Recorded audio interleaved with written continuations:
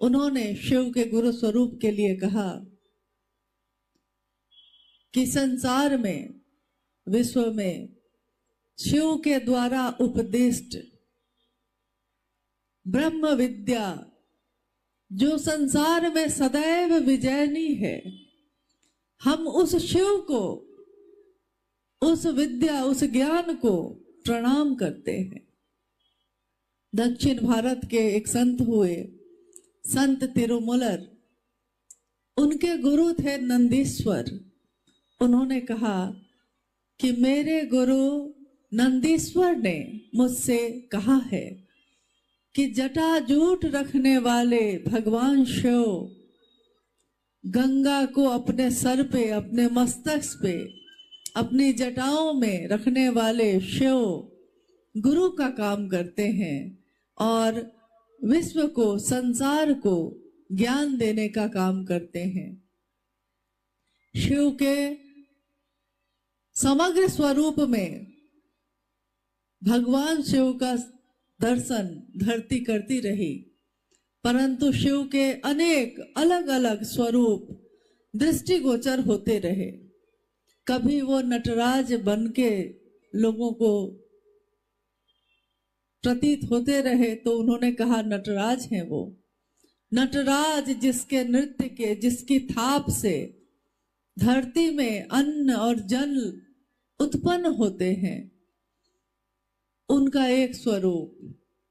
अगर उनका नृत्य पल प्रतिपल हर कण में जितनी चीजें नाच रही हैं, जितनी चीजें नृत्य कर रही हैं, उसको नटराज का स्वरूप कहा गया। नीलकंठ कहा गया उनको। नीलकंठ कहने के पीछे भी लंबी कहानी है कि किस तरह समुद्र का मंथन हुआ, किस तरह देवता और राक्षस दोनों मिलकर हलाहल विष किस तरह निकला, दोनों मिलकर उस समुद्र में मंथन करते रहे। हलाहल विष निकला, सारे लोग भागने लगे, सबको अपने प्राणों का भय हो गया। एक ऐसा विष जो देवताओं को भी छोड़ने वाला नहीं था, जो राक्षसों को भी छोड़ने वाला नहीं था। और कहानी है, कहानी ये कहती है कि सबने भगवान शिव के पास जाकर शरण ली और उनसे प्रार्थना की, भगवान मुझको इस हलाहल से बचाइए। उस पे एक पंक्ति बनी है, मान सहित विष खाई के। मान के साथ शिव ने, जिसने विष दिया तो विष को भी मान के साथ खा लिया। मान सहित विष खाई के शंभु भय जगदीश। वो शंभु जगदीश कहलाए, जगत का ईश, जगत को कंट्रोल करने वाला, मुख्य नियंत्रक।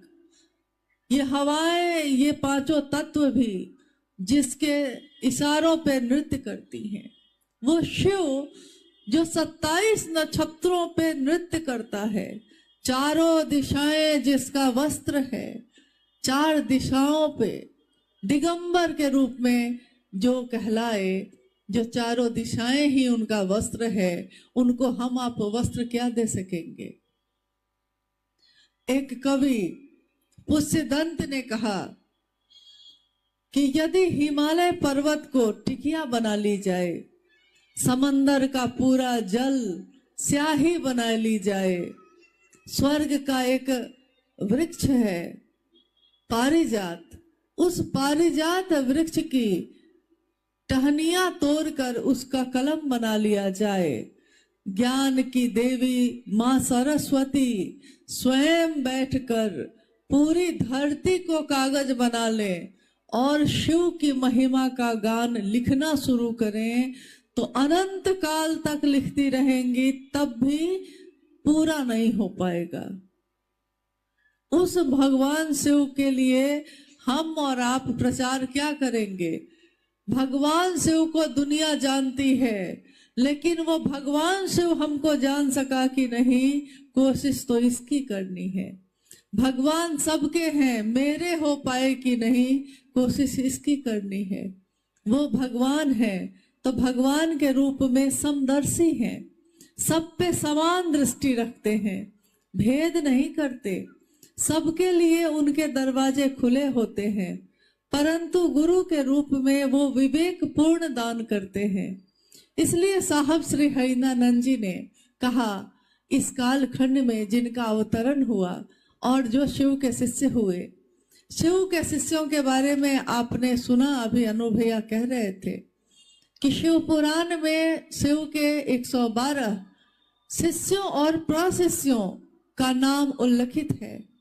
उसके बाद इतिहास में और भी लोग आए होंगे, परंतु किताबें मौन है, कोई कुछ नहीं कहता कि बाद में कोई शिष्य आया या नहीं आया।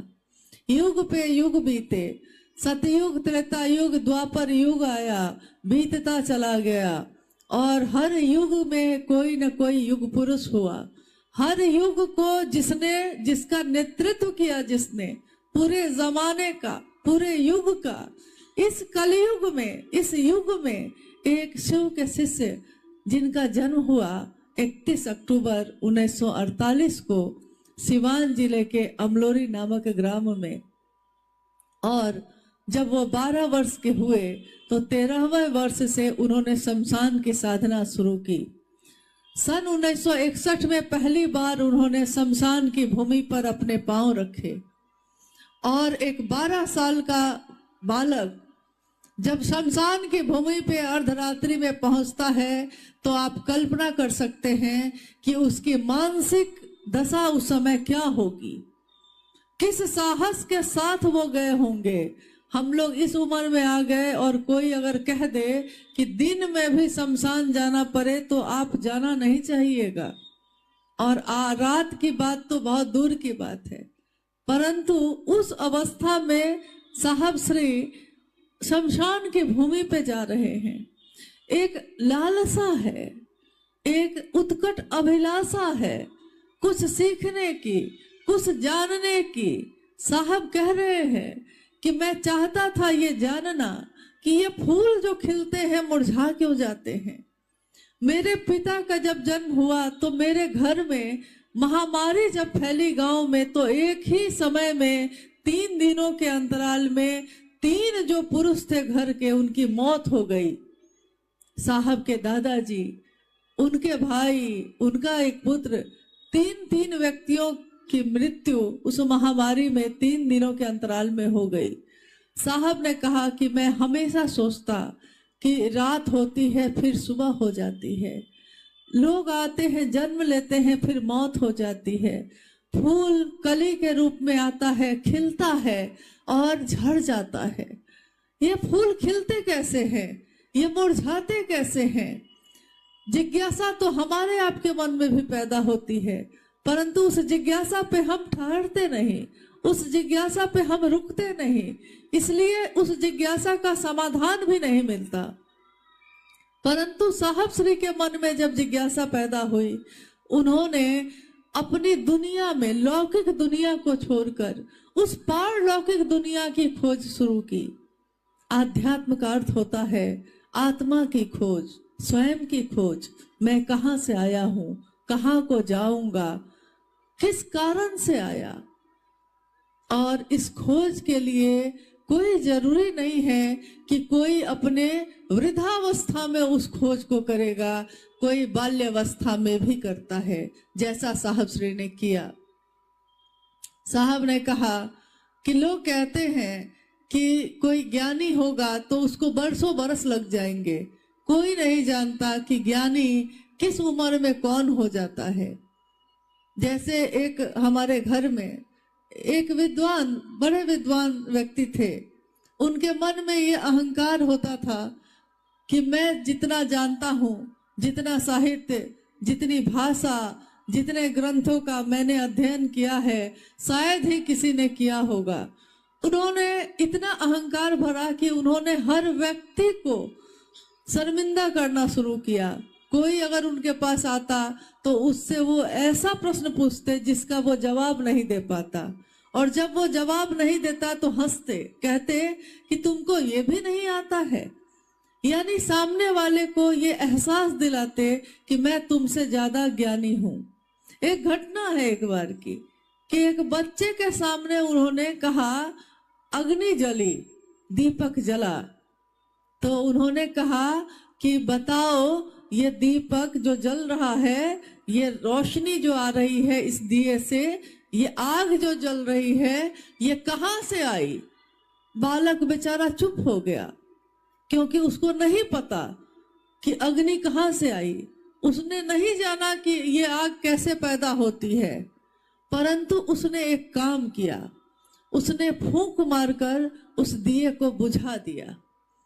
और अब उस बालक ने उस विद्वान से पूछा कि बताइए, मैं तो ये नहीं जानता हूं कि अग्नि कहाँ से आई थी, परंतु अब आप मुझको ये बताइए कि अभी जो मैंने फूंक मारी है और अग्नि बुझ गई, ये अग्नि अब कहाँ को गई? और साहब ने कहा कि वो विद्वान व्यक्ति किंग कर्तव्य विमूढ़ हो गए, उनको समझ में नहीं आया कि मैं क्या उत्तर दूं। उन्होंने तो सोचा ही नहीं था कि मैं जो पूछता हूं कि अग्नि कहाँ से आई, एक बच्चा मुझसे पूछ देगा कि अग्नि कहाँ को गई। वो शर्मिंदा हो गए, उन्होंने कहा मुझको नहीं पता। साहब श्री ने कहा कि मैंने अपने बाल्यावस्था से ही लोगों से ये पूछना शुरू किया था। मेरी माँ के पास मेरी शिकायत आने लगी। लोग आकर उनसे कहते थे कि मलकिनी, आपका बच्चा जो है वो अघोरी हो गया है, शमशानी हो गया है, शमशान घूमता है। तो एक दिन उनकी माँ ने अपने पुत्र बालक हरिंदानंद जी से पूछा, कहा, तो दुखी हो गई। वो दुखी होकर उन्होंने कहा कि हरेंद्र बरकू, लोग कहते हैं कि आप अघोरी हो गए, लोग कहते हैं कि अब ये पढ़ेगा लिखेगा नहीं, चपरासी भी नहीं बनेगा, बर्बाद हो गया। और मुझको ये सुन के दुख होता है। मैं चाहती हूँ, आपके पिता भी चाहते हैं कि आप पढ़ लिख कर कोई बड़ा अधिकारी बनिए, आप कोई नाम करिए, कुछ ऐसा करिए कि आपको देखकर आपके बाकी भाई बहन सीखें। पढ़िए। बरकू ने यानी साहब हरिंदानंद जी ने अपनी माँ से कहा, माँ, लोग अगर ये कहते हैं कि मैं अघोरी हो गया, तो मैं तो शमशान की साधना करने जा रहा हूँ, ये बात सच है।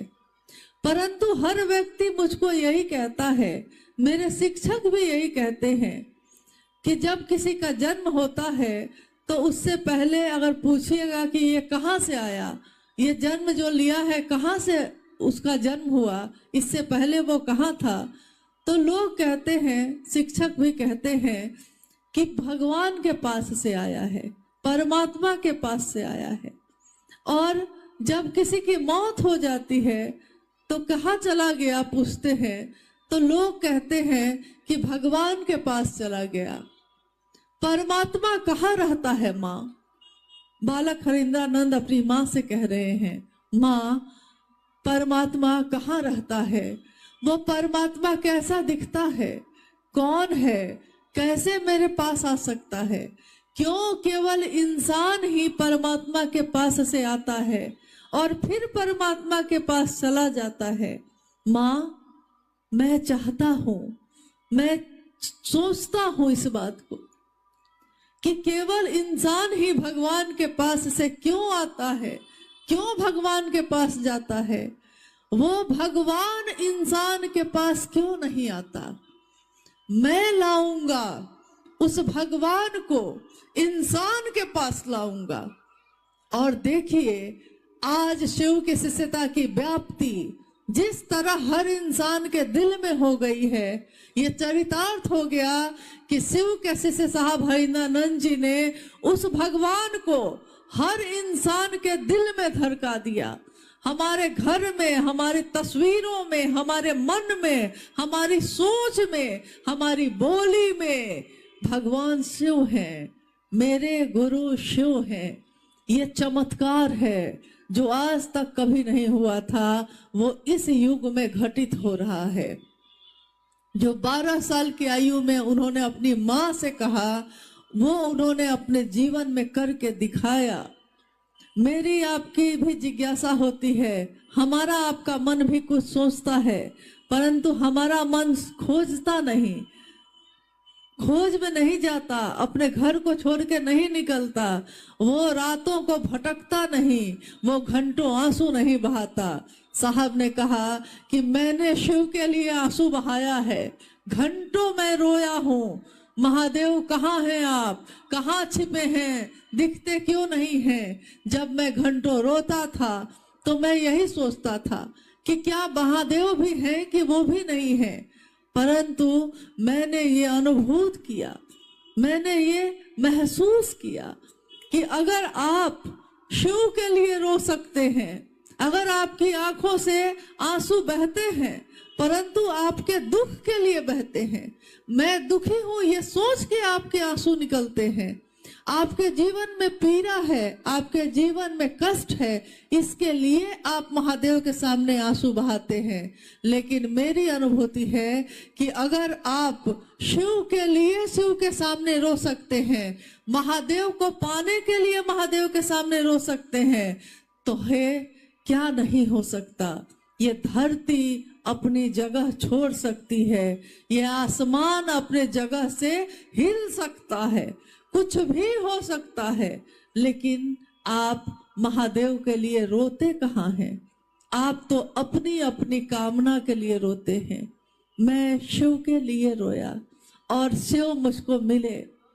आपके टेलीविजन में चीजें दिखाई देती हैं, महादेव दिखाई नहीं देता। मेरे टेलीविजन में महादेव दिखाई देता है। आपका ये दोष है, आपका ये प्रारब्ध है, आपने ये प्राप्त किया है, ये मेरी प्राप्ति है, ये मेरा प्रारब्ध है कि मेरे मन में शिव दिखते भी हैं और मैं उस शिव से बातें भी करता हूँ। इसीलिए बाद के वर्षों में जब उन्होंने इन सारी उपलब्धियों को छोड़कर सारे जो शमशान साधना या कुंडलनी साधना या मंत्रों के जप से उन्होंने प्राप्त किया था, उस सब को छोड़कर जब शिव को अपना गुरु माना, तो साहब श्री ने कहा कि आज से अभी से मैं जो भी करता था वो सब छोड़ता हूँ। सन 1974 में आरा के गांगी शमशान में अर्धरात्रि में उस शमशान में गुरु भगवान होते हैं तो भगवान गुरु क्यों नहीं है, ये सोचकर साहब ने शिव को गुरु बनाया था।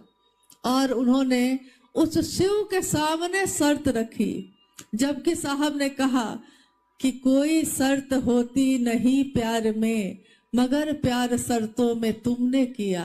कोई शर्त नहीं होती प्यार में, लेकिन मुझको शिव से प्यार था कहाँ, उस समय तो नहीं था। मैं सोचता था कि महादेव है भी कि नहीं है, तो मैंने महादेव के सामने शर्त रखी, आप जो तस्वीरों में दिखते हैं वैसे उतर के आइएगा तो मैं आपसे कुछ नहीं सीखूंगा। आप अगर मानव शरीर में आइएगा और मुझको सिखाइएगा तो मैं कुछ नहीं सीखूंगा। और आज से पहले मैंने जो कुछ भी कर्म कांड किए हैं, आज के बाद अब जो आप बताइएगा वही करूंगा, इसके सिवा कुछ भी नहीं करूंगा।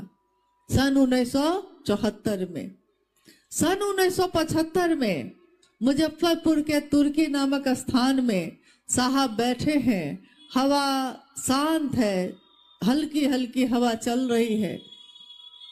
साहब एक कुर्सी पे बैठे हैं, हवा के झोंके के साथ नमः सांसों पे चढ़ता चला गया और सिवाय सांस से उतरता चला गया। इस क्रिया को उन्होंने तीसरा सूत्र में पिरोया है और उन्होंने कहा कि अजपा जप यानी सांसों के माध्यम से शिव को प्रणाम करना, अजपा जप सर्वोत्तम विधि है शिव को प्रणाम करने का। शिव का प्राण मंत्र जब जप करता के मन का मंत्र बन जाता है, प्राण का मंत्र बन जाता है।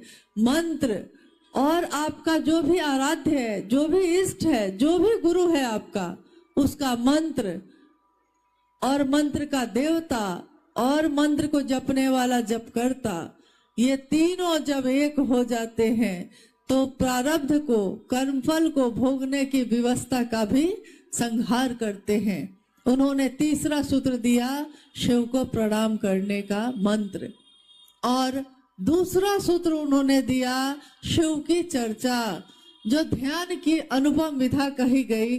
शिव की चर्चा शिव के लिए की जाती है, ना तो ये महत्वाकांक्षा के लिए है, ना तो ये सम्मान के लिए है, ना तो ये पैसे के लिए है, ना तो ये व्यापार के लिए है। जिस दिन हमने शिव को गुरु माना था, उस दिन से लेकर आज तक हम सभी शिव शिष्यों ने एक ही नारा, एक ही प्रण लिया है कि जिएंगे चाहे मरेंगे, रहेंगे अगली कतारों में, यानी शिव के लिए, शिव को चाहेंगे। आज तक हमने ये नहीं जाना था कि शिव के लिए शिव को कैसे चाहा जाता है। साहब श्री ने यह सिखाया, यह समझाया कि महादेव से आपने बहुत कुछ चाहा, महादेव को चाहने की बारी है ये, इसलिए महादेव को चाहने की कोशिश करिए। और जिस तरह आप किसी को स्टेशन पहुंचाते हैं तो आप भी पहुंच जाते हैं। अगर आप किसी के मन में शिव के लिए दर्द पैदा करिएगा तो आपके मन में भी शिव के लिए दर्द पैदा होगा। आप किसी से शिव की बात करिएगा और शिव तक उसको पहुंचाइएगा तो उसको पहुंचाने में आप भी पहुंचिएगा। इसलिए शिव की चर्चा शिव के लिए की जाती है। स्वयं और समूह, स्वयं यानी जो बोलता है, समूह जो सुनता है। स्वयं और समूह दोनों को शिव भाव से आप्लावित कर दे। शिव की चर्चा का इहलौकिक उद्देश्य एकमात्र यही होता है, शिव भाव से भर देना, शिव के भाव से भर जाना, और इसके सिवा शिव की चर्चा का दूसरा कोई उद्देश्य नहीं है। इसलिए उन्होंने दूसरा सूत्र दिया ये, और पहला दिया जब उन्होंने सिंहेश्वर मंदिर में शिव को प्रसाद चढ़ाया था। जब लोगों ने उनको कहा कि आपके घर में प्रसाद चढ़ता है, क्या पता प्रेत खाते होंगे, अगर आप सिंहेश्वर मंदिर में प्रसाद चढ़ाइएगा तो मैं समझूंगा कि महादेव आपका प्रसाद खाते हैं। उस पे साहब श्री ने जवाब दिया था, उन्होंने कहा कि क्या सिंहेश्वर मंदिर में प्रेत नहीं आएंगे? तो लोगों ने कहा कि नहीं, सिंहेश्वर मंदिर जो मधेपुरा में है, सिंहेश्वर मंदिर ऋषि श्रृंगी के द्वारा स्थापित है और उसमें ऊर्जा का चक्र स्थापित है, उसमें कोई भी नकारात्मक ऊर्जा प्रवेश नहीं कर सकती। इसलिए अगर आपने वहां प्रसाद खिला दिया तो मैं समझूंगा कि सचमुच में शिव प्रसाद ग्रहण करते हैं। साहब मां नीलामानंद जी को लेकर उस प्रांगण में पहुंचते हैं। रास्ते में प्रसाद के लिए 50 रसगुल्ले अरुणा होटल से खरीदे जाते हैं और सबको लेकर साहब मंदिर पहुंचते हैं। रास्ते भर साहब सोच रहे हैं, मैंने तो जितने मंत्र थे सब छोड़ दिया, महादेव को अपना माना तो सारे कर्म कांड छोड़ दिए, अब मैं क्या करूंगा? महादेव प्रसाद कैसे खाते हैं ये तो मुझको पता ही नहीं है, परंतु ये मेरा अनुभूत सत्य है। लोगों को ये झूठ लगता है, सत्य है कि मैं प्रसाद चढ़ाता हूँ, प्रसाद ग्रहण हो जाता है, परंतु न जाने अब क्या होगा। सिंहेश्वर मंदिर में महादेव प्रसाद खाएंगे या नहीं खाएंगे? और वो प्रसाद लेकर सिंहेश्वर मंदिर पहुंचते हैं। चारों तरफ पंडित पुरोहित की भीड़ है, आसपास के लोग भी जुट गए हैं, कार्यालय के पदाधिकारी कर्मीगण भी साथ में गए हैं। सबके बीच प्रसाद को, रसगुल्ले को थाली में सजाया जाता है। 50 रसगुल्ले गिने गए। कितने रसगुल्ले हैं? तो प्रसाद क्या है? 50। यानी कि परीक्षा की घड़ी थी तो परीक्षा करी ली जा रही थी कि क्या पता ये कुछ करते होंगे, क्या पता कुछ तंत्र मंत्र यंत्र का प्रयोग करते होंगे। रसगुल्ले रख दिए गए शिवलिंग के दाहिने तरफ और दरवाजों को बंद कर दिया गया। जब तक रसगुल्ले रखे गए, दरवाजे बंद हुए, तब तक रोशनी थी, बिजली थी। जैसे ही रसगुल्ले रख के दरवाजे बंद हुए, बिजली चली गई कुछ मिनट के लिए। सारे लोग प्रांगण में खड़े हैं, बिजली गुल हो गई। पेट्रोमैक्स जलाने के लिए कोई भागा, कोई दौड़ा। जब तक पेट्रोमैक्स आया, बिजली फिर आ गई और दरवाजे की दरार में से लोगों ने देखा कि थाली जो शिवलिंग के दाहिने तरफ थी, अब वो थाली दाहिने तरफ नहीं थी, पूरी की पूरी थाली शिवलिंग के बाईं तरफ थी। और जब दरवाजा खोला गया तो 50 रसगुल्ले में से 15 रसगुल्ले गायब थे ही नहीं थाली में। 35 रसगुल्ले बचे हुए थे। लगता था कि किसी ने ब्लेड से काटकर बराबर बराबर भाग में कर दिया है। पूरे रसगुल्ले 2 भाग में बटे हुए, 35 रसगुल्लों के 2-2 भाग हो गए तो 70 पीस। यानी कि ये सबके बीच जब हुआ, उससे पहले साहब ने बाद में मां नीलमानंद जी से कहा कि मैं जब प्रसाद चढ़ाने जा रहा था तो मैंने महादेव से कहा था, इतना ही भर कहा था कि बुढ़ाऊ इज्जत रखिए। बुढ़ाऊ यानी मेरे महादेव को मैंने कहा। मैं अपने महादेव को महादेव भी कहता हूँ, बॉस भी कहता हूँ, बुढ़ाऊ भी कहता हूँ। मेरी मर्जी, मेरा है वो महादेव, मेरी जो मर्जी होगा सो कहता हूँ। लेकिन उस समय मैंने कहा, मुझको लगा कि जैसे मेरे माथे की पगड़ी गिर जाएगी। अगर आज महादेव ने प्रसाद ग्रहण ना किया तो दुनिया मुझको झूठा समझेगी और कोई विश्वास नहीं करेगा कि महादेव गुरु है भी कि नहीं, क्या ये सच बोलते हैं। तो साहब ने कहा कि जब शिष्य की परीक्षा की घड़ी आती है तो वो पूरी तरह महादेव की, अपने गुरु की दया के आश्रय में हो जाता है। और दया के आश्रय में जाकर मैंने महादेव से ये कहा, बुढ़ाऊ इज्जत रखी है। महादेव ने मेरी इज्जत रखी, शिव ने मेरी इज्जत रखी और सबके सामने ये साबित हुआ कि भाव से अगर चढ़ाए जाए तो लौकिक चीज, भौतिक चीज भी महादेव ग्रहण करते हैं। महादेव को शरीर नहीं कि वो प्रसाद खाएंगे, परंतु वो भाव ग्रहण करते हैं। इसलिए भाव से चढ़ाई हुई चादर भी ग्रहण कर लेते हैं, भाव से चढ़ाए हुए प्रसाद को भी ग्रहण करते हैं। और भाव भी अगर चढ़ा दिया जाए तो मनुष्य के मन का, उसके हृदय का भाव भी वो स्वीकार करते हैं। इसी को साहब ने पहला सूत्र बनाया। उन्होंने कहा, महादेव की दया हो तो किम न सिद्धते भूतले। महादेव की दया हो तो क्या नहीं हो सकता। इन तीनों सूत्रों का निरूपण करके उन्होंने जनमानस को दिया, लोगों को दिया।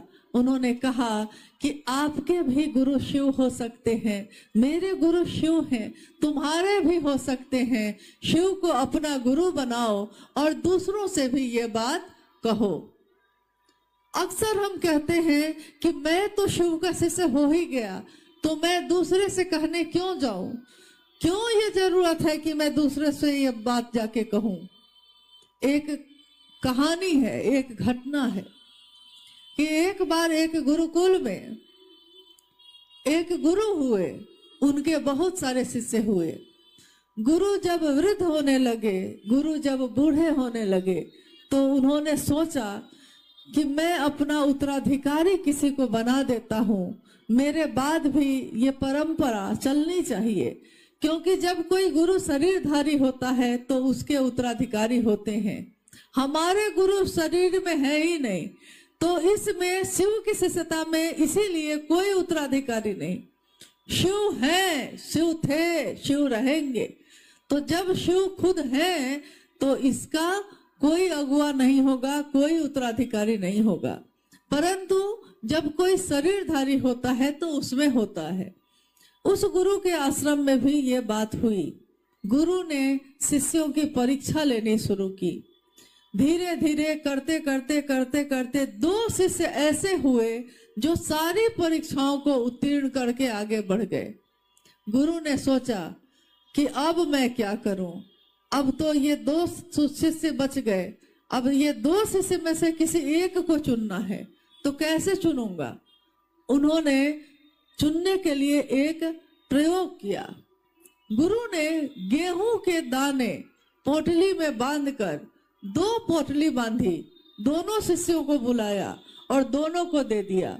कहा कि मैं कुछ दिनों के लिए भ्रमण पे जा रहा हूँ, जब लौटूंगा तो ये जो मैंने तुमको गेहूं की बालियां दी हैं, गेहूं के दाने दिए हैं, ये मुझको जैसा मैं दे के जा रहा हूं वैसा ही वापस चाहिए। कह के गुरु चले गए। दोनों शिष्यों ने सोचा कि गुरु ने दिया है, गुरु की दी हुई चीज सर्वोत्तम होती है। तो उन्होंने क्या किया कि गेहूं के दाने की बाली जो थी, दाने जो थे, एक पोटली, एक शिष्य ने एक पोटली जाकर अपनी अलमारी में सुरक्षित करके बंद कर दिया, ताले लगा दिए उस पे। कहा कि गुरु की दी हुई चीज है, बेशकीमती है, ऐसा ना कहीं कोई ले ले, ऐसा ना कहीं इधर उधर गिर जाए। तो उसने बड़ा सुरक्षित करके रख दिया उसको। दूसरे शिष्य ने सोचा गुरु ने दिया है, गुरु शिष्य को जो देता है दूसरों में बांटना चाहिए।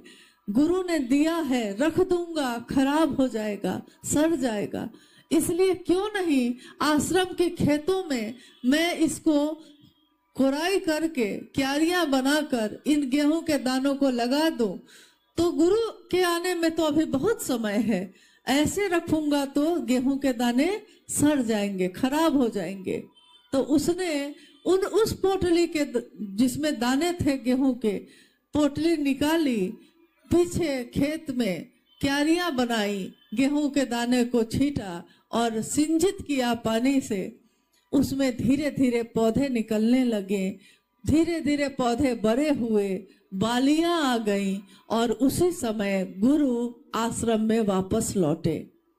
उन्होंने अपने दोनों शिष्यों को बुलाया और कहा कि मैंने जाते समय जो गेहूं की पोटली तुमको दी थी मुझको वापस करो। पहला शिष्य बड़ा खुश होके गया कि मैंने तो बड़ा सुरक्षित करके रखा है, अलमारी में बंद करके रखा है। जब उसने निकाला और पोटली लेकर गुरु के पास आया, पोटली को खोला, गेहूं के सारे दाने सड़ चुके थे। बंद करके रख दिया गया तो सड़ गया। अपनी ही ऊर्जा से वो अपने को ही जलाता चला गया, खत्म हो गया। अब ना वो गेहूं के दाने पीसे जा सकते थे, ना तो उसमें से पौधे निकल सकते थे, कुछ भी नहीं हो सकता था। गुरु ने अब दूसरे शिष्य को बुलाया और बुला के कहा कि मैंने तुमको गेहूं के जो दाने दिए थे उसको वापस करो। पहले ने तो नष्ट कर दिए, दूसरे शिष्य ने आंखें झुका ली।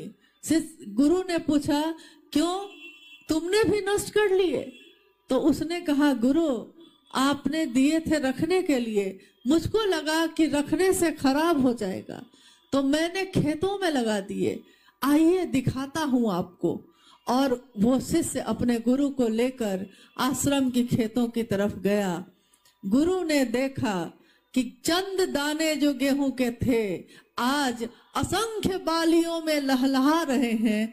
और शिष्य को उस गुरु ने कहा मैंने जो तुमको दिया तुमने उसको छीटा और उससे असंख्य दाने पैदा हुए।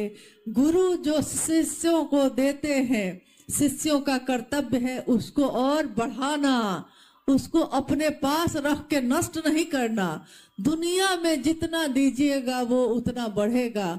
इसीलिए साहब श्री ने कहा कि आपकी बात कोई सुने ना सुने, गुरु नाम लेते रहेंगे, गुरु ही शिव हैं ये बताते रहेंगे। तो आप अपने गुरु का नाम दूसरों के सामने बोलते चलिए, कोई माने ना माने तब भी उसको बताते चलिए। कोई तो मानेगा, कोई नहीं मानेगा, परंतु जब बिया छीटा जाता है तो प्रकृति उसकी रक्षा करती है, प्रकृति उसमें पौधे लगाती है। जिस तरह अनुभया कह रहे थे आपको कि जंगल में पेड़ आपने नहीं लगाए, इसी तरह इस धरती पे जितने भी पेड़ हैं आपने नहीं लगाए। आपको लगता है कि मैंने लगाए थे, मैंने पानी दिया था, लेकिन आपने कुछ दिन पानी दिया था। पेड़ जब बड़ा हो जाता है तो प्रकृति खुद उसका पोषण करती है। शिव के शिष्यता में हम और आप शिष्य बने, लेकिन साहब श्री ने कहा है ये शिव शिष्यता जो उन्होंने मुझको और आपको दी है, हमारा कर्तव्य है इसको छींटना। जितना लोगों को बताइएगा, जितना लोगों से शिव की बात करिएगा, ये गुणात्मक वृद्धि से बढ़ती जाएगी। एक शिव का शिष्य जब अपने शरीर को छोड़ेगा, जब इस लौकिक जीवन को छोड़ेगा, जब शिवलीन होगा, तो असंख्य शिव शिष्यों को पैदा करके जाएगा। उसका यह जीवन निरर्थक नहीं होगा, उसका जीवन सार्थक होगा, अपने गुरु के काम में लय होगा। कहते हैं महादेव आपके चरणों में गिर जाए, मर जाए हम, आपके चरण में गिरकर मेरे इस शरीर की मौत हो जाए, लेकिन शिष्य जो है वो कहता है इस तरह अपनी मिट्टी ठिकाने लगे। शिव के चरण में ही हमारी मिट्टी का ठिकाना हो जाता तो इससे सुंदर बात और कुछ नहीं होती। दीदी नीलम जो शिव की शिष्यता की जननी है, मात है, ममता से पोषण देने वाली है, उन्होंने अपनी ममता को देते हुए गीतों के माध्यम से, अपनी चर्चाओं के माध्यम से हमेशा लोगों के बीच ये बात कही। दीदी नीलम गीत गाती है, दिल के तारों को छेड़ जाती है। यूं शिष्यों के फूल यहाँ खिलते हैं, यूं दया गुरु की रंग लाती है। महादेव की दया रंग लाती है, मेरा आपका प्रयास होता है। इसलिए जो मिले जहां मिले उससे अपने गुरु की बात जरूर करिए। बहुत लोग अभी वंचित हैं, बहुतों तक ये संदेश नहीं पहुंचा और हमारी आपकी जिम्मेदारी है। साहब ने ये जिम्मेदारी सबको सौंपी है। हमारी जिम्मेदारी है कि हम साहब के इस संकल्प को और बढ़ाएं, आगे बढ़ते जाएं। आज का ये शिव गुरु महोत्सव भी इसी के निमित्त रखा गया है कि इस महोत्सव के माध्यम से हम लोग जहानाबाद, ये इसके निकटवर्ती जो जिले हैं, गया है, ये सब जिले में घर घर में शिव शिष्यता का संदेश दिया जा सके, लोग शिव के शिष्य बने। कैसी होगी वो दुनिया, कैसा होगा वो विश्व जिसमें हर घर में शिव शिष्यता का दिया जलता होगा। हमारे दिल में अगर रोशनी होगी तो हम जिस घर में भी जाएंगे रोशनी लेकर ही जाएंगे। हमारे दिल में अगर शिव शिष्यता का दिया जलेगा तो हर दिए से एक दिया जलता जाएगा और जिस भी घर के सामने से हम गुजरेंगे वो घर शिव के शिष्यों का होगा। शिव के नाम की महिमा का गान होता रहेगा, हरा भोला हरा शिव की गूंज उठती रहेगी। परंतु ये सारे काम हमको करने हैं किनके अनुसार? उन्हीं साहब के अनुसार जिनके कारण हमको आपको ये शिव शिष्यता मिली है। उन्होंने जो नियम बनाए हैं, नियम तो गुरु बनाते हैं, गुरु ने तो कोई नियम नहीं बनाया, परंतु साहब ने लौकिक जीवन में हम चलते हैं, इस देश इस काल में रहते हैं, तो कुछ चीजें उन्होंने, कुछ सुरक्षा, कुछ सावधानियां बताई हैं। तो आज जब हम लोग यहाँ पहुंचे तो पता चला कि यहाँ कोई इक्का दुक्का लोग ऐसे हैं जो 24 घंटे का शिव चर्चा रखते हैं। तो मुझको याद है कि साहब ने हमेशा कहा कि आप मेरे गुरु भाई हैं, आप मेरी गुरु बहन हैं, आपकी सुरक्षा, आपके जान माल की रक्षा करना मेरा कर्तव्य है। आप गुरु बहन है मेरी, तो मेरी बहन से भी बढ़ के है आप मेरे लिए। गुरु भाई है तो मेरे भाई को मेरी चिंता हो ना हो, लेकिन मेरे गुरु भाई को अगर भोजन नहीं मिलता तो मैं भोजन नहीं करता। असंख्य चर्चाओं में साहब ने भोजन नहीं किया इसलिए कि लोगों को भोजन नहीं मिला। तो उन्होंने कहा कि किसी भी कीमत पे, किसी भी स्थिति में कोई भी चर्चा जब रखी जाती है तो दीवा काल में ही रखी जाए। दीवा काल का अर्थ होता है सुबह से लेकर शाम के बीच का समय। 24 घंटे में आप महादेव से दया कभी भी मांग सकते हैं, महादेव को प्रणाम कभी भी कर सकते हैं, किसी भी स्थिति में कर सकते हैं, परंतु शिव की चर्चा आपको दीवा काल में ही करने का निर्देश साहब श्री के द्वारा है। इसलिए किसी भी स्थिति में कोई अगर गुरु भाई या गुरु बहन 24 घंटे का शिव चर्चा रखते हैं तो मेरा ख्याल है कि वो गुरु भाई गुरु बहन हो ही नहीं सकता। जो साहब के निर्देश के बाहर महादेव का काम करता हो वो शिव का शिष्य तो नहीं हो सकता, कृतज्ञ तो नहीं हो सकता, कृतज्ञ जरूर हो सकता है। इसलिए साहब श्री की बातों को सुनिए, जानिए और उसी के अनुसार अक्षरशः चलने का प्रयास करिए। आइए, हम लोग के पास अगर कोई जिज्ञासा आई है तो थोड़ा हम लोग उस जिज्ञासा पे भी बात कर लेते हैं।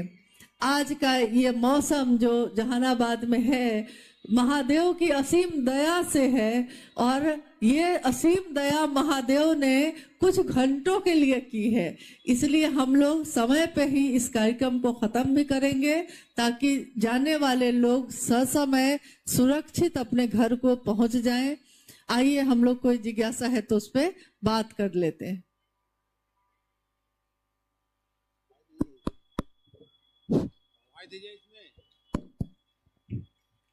जिज्ञासा है, शिव अपने शिष्य को श्रेष्ठतम पक्ष का उजागर करते हैं कैसे? ये वाक्य थोड़ा गलत लिखा हुआ है। ये शिष्यानुभूति की पंक्ति है। शिष्यानुभूति साहब श्री के द्वारा सन 1990 में लिखी गई।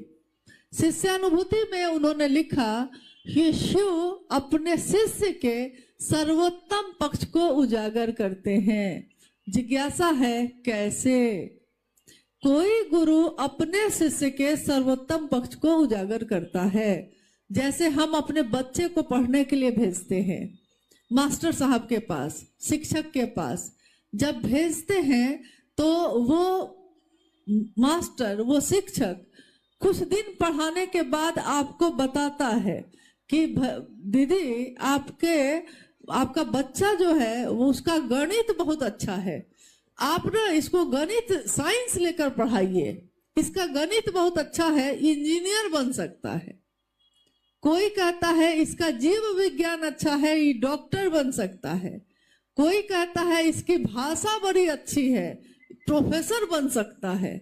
यानी अगर कोई शिक्षक होता है तो वो अपने शिष्य के अंदर के गुण को पहचान कर और उसको सामने लाता है। जब गुरु शिव होंगे और शिष्य एक जीवात्मा होगी, एक मनुष्य होगा, तो गुरु अपने शिष्य यानी उस जीवात्मा के सर्वोत्तम पक्ष को उजागर करेंगे।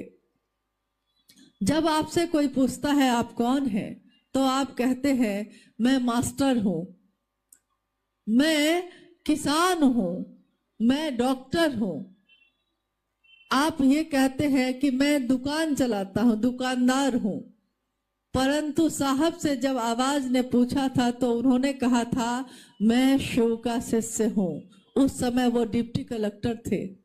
साहब ने कहा गुरु जब पूछते हैं, शिव जब गुरु हैं और तब वो पूछते हैं तो शिष्य के सर्वोत्तम पक्ष यानी कि उसका जीव से शिव हो जाना एक जीव का सर्वोत्तम पक्ष होता है। और देखिए हमारे आपके अंदर ये हुआ है। जो वाह परिवर्तन है उसको लोग देख पाते हैं इन आंखों से। जो अंतर का परिवर्तन है, अंदर का परिवर्तन है, वो इन आंखों से दिखाई तो नहीं देता परंतु अनुभूत किया जाता है। अंदर का परिवर्तन यानी हमारा मन बदल गया। जो मन दूसरों के लिए नफरत से भरा होता था अब करुणा से भरा है। जिस मन में पहले दूसरों के लिए पीड़ा देने का भाव था अब सुख देने का भाव है। जो पहले बैठकर लोगों की शिकायतें शिकवे करता था आज लोगों की बड़ाई करता है, कहता है अरे भैया आपने तो बड़ा अच्छा महादेव का काम किया, अरे दीदी आप तो बहुत अच्छा काम करते हैं, कितना अच्छा, आपके साथ चलिए हम भी चलते हैं। देखिए जो मन पहले था हमारा मन आज कैसे बदल गया। जो मन पहले इतना ज्यादा जाति धर्म वर्ण संप्रदाय को पकड़े हुए था, सारी संकीर्णताओं से मुक्त होता हुआ शिव की तरह का आचरण रखने लगा है। और शिव जैसा आचरण रखना जीव को शिव बनाता है, यानी सर्वोत्तम पक्ष उजागर करता है। हम लोग 3 सूत्र किस लिए करते हैं? हम लोग 3 सूत्र क्यों करते हैं? क्योंकि कोई शिव का शिष्य होगा तो वो शिव से दया ही मांगेगा। गुरु है तो प्रणाम तो करेगा ही करेगा। और जिस भाव से आप भर जाते हैं, देखिएगा कि बाल्टी में अगर पानी भरिए तो पानी जितना बाल्टी है पानी उतना तो भर जाता है, उसके बाद भी अगर पानी उसमें डाला जाएगा तो बाहर निकलेगा कि नहीं? बाहर निकलता है। तो जब शिव भाव मेरे मन में भरने लगता है और वो भाव अब इतना भर जाता है, इतना भर जाता है कि हमको लगता है कि हम किसी से तो कहें कि शिव गुरु हैं, तो हम दूसरों से शिव की चर्चा करने लगते हैं, दूसरों की चर्चा को सुनने लगते हैं। तो देखिए, कोई अगर शिव से होगा तो वो तीनों काम करेगा ही करेगा, चाहे कोई उसको तीनों सूत्र बताए या नहीं बताए, परंतु वो तीनों सूत्र करेगा ही करेगा। दीदी से हम पूछना चाहते हैं कि पहले से हम राम मंत्र लिए हुए थे, तो हम शिव को गुरु बना सकते हैं या नहीं? प्रभा रंजन जिज्ञासा है कि पहले से मैंने राम का मंत्र ले लिया है तो मैं शिव को गुरु बना सकता हूं कि नहीं? रामेश्वरम एक जगह है, कहानी है, घटना है कि भगवान राम ने शिवलिंग की पूजा की थी, इसीलिए वहां पे रामेश्वरम की स्थापना है। तो शिव जब गुरु हैं तो आपने चाहे किसी का भी मंत्र लिया हो, परंतु आप शिव को गुरु बना सकते हैं। चाहे आपने शरीरधारी लोगों का मंत्र लिया हो या आपने किसी भगवान का मंत्र लिया हो, उसके बावजूद आप देवों के देव महादेव, ईश्वरों के भी ईश्वर महेश्वर शिव को अपना गुरु बना सकते हैं। इसके लिए कोई बाध्यता नहीं है, आप बिल्कुल महादेव को अपना गुरु बना सकते हैं। जिज्ञासा है कि जहानाबाद में और गया जिला में 24 घंटा के शिव चर्चा रखते हैं, क्या होना चाहिए? देखिए, इस जिज्ञासा पे तो मैंने अभी उत्तर दिया है, क्योंकि गया और जहानाबाद में कहीं एका दुका जगह पे कोई व्यक्ति हैं जो 24 घंटे की चर्चा रखते हैं, उनके बारे में जिज्ञासा आई है। तो मैंने अभी पहले आपसे कहा भी है कि कभी भी शिव की चर्चा, साप्ताहिक चर्चा 2 से 3 घंटा बहुत से बहुत, अमूमन 2 घंटे की ही होती है, बहुत हो गया तो 3 घंटा, इस वो भी दिवा काल में, जब रोशनी हो, अंधेरा होने से पहले सभी तरह की चर्चाएं समाप्त कर दी जाती हैं ताकि लोग ससमय घर पे पहुंच सकें। जिज्ञासाएं बहुत है, परंतु समय का अभाव भी है और समय ये कह रहा है कि जिस तरह मैंने अभी दूसरे के लिए ये कहा है, मेरा अनुशासन भी, मेरे गुरु का अनुशासन, मेरे साहब दीदी का अनुशासन ये कहता है कि आज का ये शिव गुरु महोत्सव अब समापन करना चाहिए ताकि लोग सही समय पे अपने घर पहुंच सके। ठंड का मौसम है, महागुरु महादेव की असीम दया से आज का ये शिव गुरु महोत्सव जो आज सबने अथक परिश्रम से आयोजित किया है, महेश्वर शिव का संदेश देने के लिए ही किया गया है। और बहुत सारे नाम की घोषणा आई होगी, उसकी बहुत सारी है, बहुत सारी नाम की घोषणा है। तो मेरा अनुरोध है कि इन सभी नामों की घोषणा सामूहिक रूप से कर देना ही उचित होगा। तो आज इस गुरु मंच पे जितने भी नाम आए हैं शिव का शिष्य बनने के लिए, घोषणा है, महादेव को प्रणाम करते हुए हम घोषणा करते हैं कि आज से और अभी से इन सभी भाई और बहनों ने महेश्वर शिव को अपना गुरु बनाया है। इनके नाम की घोषणा शिव के अंतरिक्ष साम्राज्य में संप्रेषित की जाती है। कृपया दर्ज हो, जागा जागा महादेव। आप आप सभी के चरणों में मेरा प्रणाम है। बहुत सारे लोग जानना चाहते हैं कि शिव का महामंत्र ओम नमः शिवाय है, तो ओम क्यों हटाया गया है? अच्छा, ओम क्यों हटाया गया? हाँ, क्यों हटाया गया है? अरे ओम हटाया नहीं गया है। देखिए, इसकी व्याख्या तो थोड़ी गहरी है और हमको लग रहा है कि खैर अगर समझा सकेंगे तो, क्योंकि खुद भी तो समझना चाहिए, उसके लिए जिज्ञासा ये है कि ओम नमः शिवाय जब एक पूरा मंत्र है तो उसमें से ओम को हटाया क्यों गया है? सामान्य तौर पे साहब ने हमेशा इसका उत्तर यही दिया है कि नमः शिवाय के साथ ओम सम्मान के लिए लगाया गया है। पूर्व के प्रारंभिक समय के श्लोक को या किताबों को आप देखेंगे तो उसमें नमः शिवाय शिव का पंचाक्षर मंत्र ही उद्धृत है, लिखा हुआ है। लेकिन बाद के समय में धीरे धीरे बहुत सारे मंत्रों के साथ ओम को प्रारंभ में लगा दिया गया सम्मान के लिए, जैसे हमारे नाम के आगे श्री या श्रीमती लिखा जाता है, उस तरह से। आओ चले शिव की ओर में उन्होंने बाद में इसकी व्याख्या और विस्तार से की है। उन्होंने ओम को समझाया है और नमः शिवाय को भी समझाया है। जब ये दुनिया नहीं बनी थी, उन्होंने समझाया है, जब ये दुनिया सृष्टि नहीं हुई थी तो क्या था? महाशून्य था ये, महाशून्य, कहीं कुछ भी नहीं, कोई तरंग नहीं, कुछ भी नहीं, बनी ही नहीं थी ये दुनिया। और उस स्थिति में शिव और शक्ति, शिव और उनकी ऊर्जा दोनों सुसुप्त अवस्था में थे, सोए हुए अवस्था में। शिव ने इच्छा की, इच्छा जैसे ही पैदा होगी तो तरंग पैदा होगी। इच्छा पैदा हुई, एको हम बहुत श्याम, एक से मैं अनेक हो जाऊं।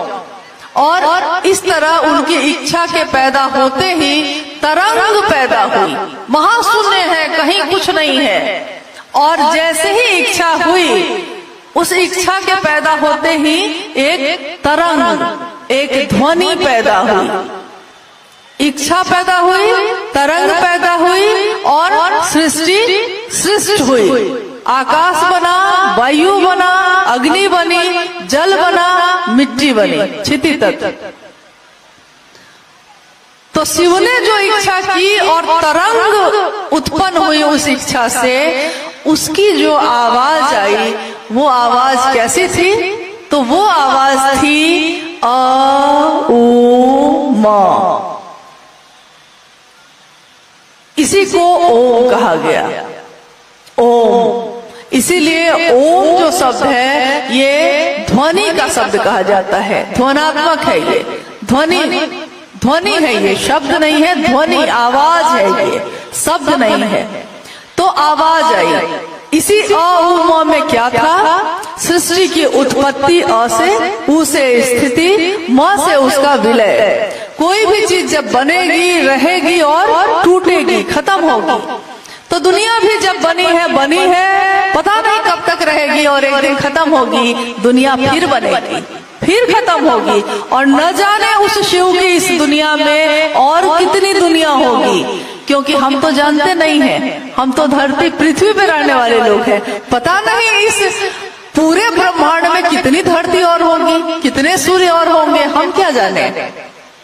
तो देखिए, जैसे ही सृष्टि बनी, आकाश बना, तो सबसे पहला शब्द जो आया वो नमः शिवाय था। ये कहा जाता है कि शिव से पैदा हुई कोई चीज, शिव के इच्छा से बनी हुई कोई चीज सबसे पहले क्या करेगी? शिव को झुककर प्रणाम करेगी। शिव से पैदा हुई चीज। इसको एक कहानी के द्वारा साहब ने बताया था कि जैसे दक्ष के यज्ञ में जब मां सती, उन्होंने अपने आप को अग्नि से जलाकर भस्म कर दिया, और शिव उन्मत्त अवस्था में, विक्षिप्त अवस्था में, क्रोधित अवस्था में अपनी जटाओं को उन्होंने तोड़ा, एक हिस्सा तोड़ा, सामने पटका, उससे वीरभद्र पैदा हुए। तो साहब ने कहा कि इस कथा में, इस कहानी में वीरभद्र ने सबसे पहले क्या किया? शिव की जटा से वो पैदा हुआ, तोड़कर शिव ने फेंका, शिव की जटा से वो पैदा हुआ। उसने सबसे पहले क्या किया? उसने सबसे पहले शिव को प्रणाम किया। शिव की इच्छा से ये सृष्टि हुई। सृष्टि सबसे पहले क्या करेगी? शिव की ऊर्जा अब उसमें संचरित हुई, वो ऊर्जा उसकी उत्पत्ति करेगी, स्थिति करेगी, लय करेगी। लेकिन वो सबसे पहले क्या करेगा? तो ये ओम जो ध्वनि था, उसका प्रकट रूप जो अप्रकट था, वो जब प्रकट हुआ, शब्द बना, तो पहला शब्द बना नमः शिवाय। और इस धरती में आपके सबसे नजदीक, इसीलिए नमः शिवाय को शिव का प्राण मंत्र कहते हैं। एकमात्र ऐसा मंत्र है जिसको प्राण मंत्र कहते हैं। हम शिव के उस प्राण मंत्र को अपने प्राणों में उतारते हैं, यानी अजपा जप विधि। सांस पे चढ़ी, सांस से उतरी। कहा साहब ने कि ध्यान की सर्वोत्तम विधि है ये। और हम सांस पे नमः लेते हैं, शिवाय उतारते हैं, शिव के प्राण मंत्र को अपने प्राणों पे चलाते हैं। सबसे सुंदर माला है सांसों की माला। जन्म से लेकर मृत्यु तक ये माला चलती ही रहती है। और अगर इस माला पे शिव का नाम जप रहे हैं हम, श्वास श्वास पे नाम ले, वृथा श्वास मत खो। न जाने इस श्वास का फिर आना हो ना हो। हर श्वास पे उस शिव का नाम लेते हैं हम सब। क्या पता कोई सांस छूट न जाए, बेकार न हो जाए। क्या पता ये सांस फिर आए न आए। इसलिए सांसों की माला पे रट ले हम शिव का नाम।